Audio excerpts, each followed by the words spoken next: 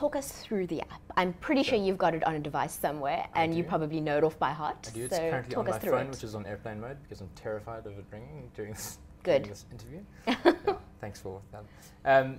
So the mobile app that we won our award for, you open it up, you sign in, you have a user account, right? You put your details in, including your name, your telephone number, and your credit card details.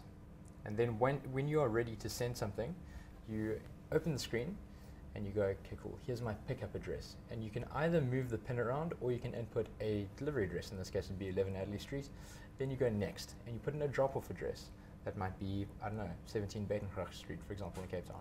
You go next, then you put in some additional details. Because in South Africa, the problem with mapping systems that we have available to us, TomTom, Google Maps, Jakarta, etc., is that they're fantastic for street addresses, better than most African countries, but they don't tell you about the fact that we're currently on the 5th floor, for example.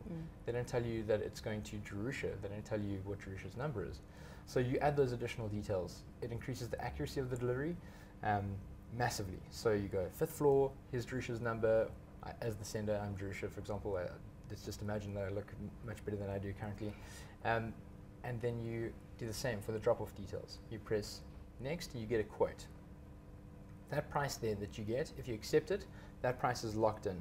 So when you get an Uber car, for example, your rand is tallying as you go. And if there's an oil spill on the N2 and your driver has to drive around Somerset West for you to get to wherever you're going, you understand because you're in the car with them. With us, our consumers don't have the same experience. So they don't have necessarily the same level of understanding for challenges that we might have on the road. But that's our problem to deal with and not yours. So we lock that price in. It's never going to go higher than what it currently is. Then once you press accept, the driver who's closest to you gets an alert on his driver app. All drivers have a driver app which looks slightly different to the consumer app and says, here's the pickup point, this is Jerusha's name, this is Jerusha's number, she's on the 5th floor, you can route to it via Google Maps. Once he gets there and has picked up the thing from you, he can phone you if necessary. Once he's gotten there and picked the package up, he marks it as picked up. Now the person who you are delivering to will then get an automated SMS saying your driver's on the way, this is his telephone number, this is his name, look out for him, and very soon there's going to be a small map showing where he is and a download link to the app if they want to download it too.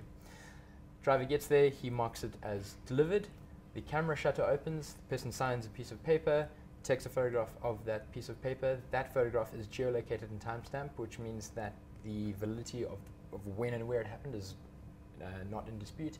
That gets saved onto Google's server as a URL just for our own auditing purposes.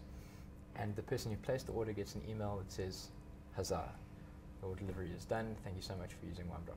I think the obvious question for most consumers is my credit card details, are they secure on the app? Because of course, as I understand it, I would add it in once and then I could just go back to it and continue using it. That's absolutely correct. So you only need to add it in once.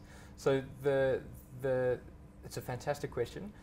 You don't need to worry about the security of your credit card details if you use a mainstream bank in South Africa. So if you trust a mainstream bank in South Africa, you can trust us because we are not allowed under the tenets of FICA to store any credit card details, and we don't. We'd be breaking the law and we would go to jail pretty quick fast if we had any of your details on our system. What we do is we save a token, and that token relates to Nedbank. Nedbank is our merchant bank in this case.